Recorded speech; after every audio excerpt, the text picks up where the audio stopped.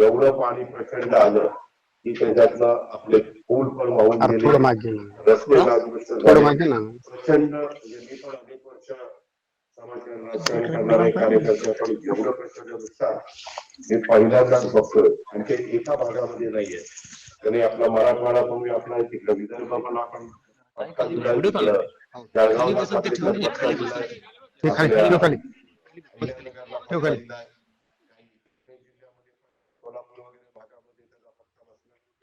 आणि आम्ही सगळे आमचे अधिकारी आणि राज्य सरकार त्याच्यातून तुम्हाला पुन्हा कसं उभं करता येईल, कसं तुमच्या संसाराला आधार देता येईल, त्याबद्दलचं काम आमचं सगळ्यांचं चाललेलं आहे. संकट मोठं आहे मित्रांनो, भगिनींनो. त्याच्यामध्ये ज्यांच्या घरामध्ये खूप नुकसान झालेलं आहे त्यांना तातडीची पण मदत आजपासून 5,000 रुपये आणि धान्य आम्ही देतोय. त्यांना चांगली घरं पुढं.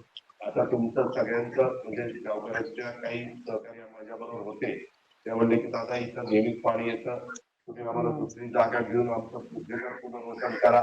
ते पुनर्वसनला तुमची सगळ्यांची संमती असेल तर तो विचार करावा लागेल. इथं आपल्या शाळेला काही खोल्या कमी पडतात, तिथं त्या अधिकच्या खोल्या द्यायच्यात, कारण मुलांना तिथं बसायची सोय नाहीये. अशा प्रकारच्या अनेक अडचणी आज इथं आल्यानंतर बघायला मिळाले. काल मी येणार होतो, पण काल मला धाराशिव आणि सोलापूर जिल्ह्यातल्या वेगवेगळ्या भागामध्ये उशीर झाला आणि मी रात्री 11:30-12ला आलो बीडमध्ये. 11:30-12ला तुमच्याकडे येणं अवघड होतं, कारण तुम्ही पण सगळेजण आपल्या म्हणजे आपल्या घरामध्ये असाल, झोपलेला असाल, म्हणून मला सकाळी लवकर जाऊन तुम्हाला भेटावं त्याच उद्देशाने मी सगळ्या अधिकाऱ्यांना आणि लोकप्रतिनिधींना घेऊन आलेलो आहे. शासन तुमच्या पाठीशी आहे, तिथं कुठेही आम्ही अडचणी येऊन देणार नाही. आता मी तुमचा पालकमंत्री असल्यामुळे आढावा पण वरचेवर त्या ठिकाणी घेतोय.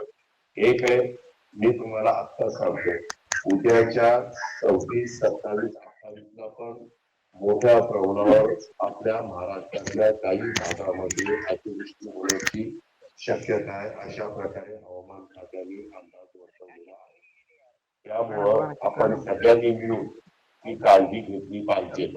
आता जिथं काही नुकसान झाले त्याच्या संदर्भामध्ये तुम्ही गावकऱ्यांनी एकत्र बसा आणि लवकर मला सांगा की बाबा तुमचं पुनर्वसन करायचं का. आता एकाने सांगितलं की दादा इथं 3-4 एकर माझी जमीन मी घ्यायला तयार आहे, परंतु 3-4 एकरामध्ये काही गावाचा पुनर्वसन होणार. मला उपसरपंचांनी सांगितलं की दादा आमचा साधारण 300च्या वर उमरा आहे. आपण साधारण उमऱ्याची भाषा बोलतो तर 300च्या वर आहे. तर तुम्ही सगळ्यांनीच त्याबद्दलचा विचार करायचं पण निवेदन आहे. पण मी एवढंच तुम्हाला सांगतो, आम्ही तुम्ही एकटा आहोत असं अजिबात समजू नका. तुम्हाला आम्ही जागा सोडणार नाही. तिथला तुमचा मुलाचा पण काहीतरी नागरिक होऊन जाणार. हातपार बोट चाललेल त्याच्यामध्ये तुमचंही ऐकून घेतो म्हणून मी ऐकून घ्यायलाच आलेलो. तर त्यामध्ये आता ज्या ज्या काही सूचना उपसरपंचांनी किंवा गावातील इतर प्रमुख मंडळींनी, काही माझ्या मावश्या किंवा माझ्या लाडक्या बहिणी पण मला भेटल्या, त्यांनी पण त्यांची काही अडचण आहे ती सांगितलेली. आमच्याकडं की आपल्या इकडं लेडीज आहे त्यांनी पण लिस्ट तयार केलेली आणि ह्याच्यात कुठं कुणाला वगळलं जाणार, ज्याचं नुकसान झालंय त्याला मदत करण्याचं भूमिका ही आमची राहील. ज्यांच्या विहिरीमध्ये गाळ गेलेला आहे तो गाळ काढण्याच्या करता पण त्यांना सरकारच्या वतीनं पैसे दिले जातील आणि पुन्हा तुमची विहीर पूर्ववत करण्याच्या दृष्टिकोनाचं जे काही काम करावं लागेल त्या कामाकरता पण निधी आमच्याकडे दिला जाईल. काल मुख्यमंत्री पण आपल्याकडे सोलापूर आणि नागपूर जिल्ह्यातले काही भाग केला, आमच्या उपमुख्यमंत्र्यांनी पण काही भाग केला, काही इतर मंत्र्यांनी पण जालना असेल, संभाजीनगर असेल, अहिल्यानगर असेल, परभणी असेल, असे वेगवेगळे बुलढाणा वगैरे त्या भागात गेलेले. मी काल सोलापूर आणि धाराशिवचा भाग केला.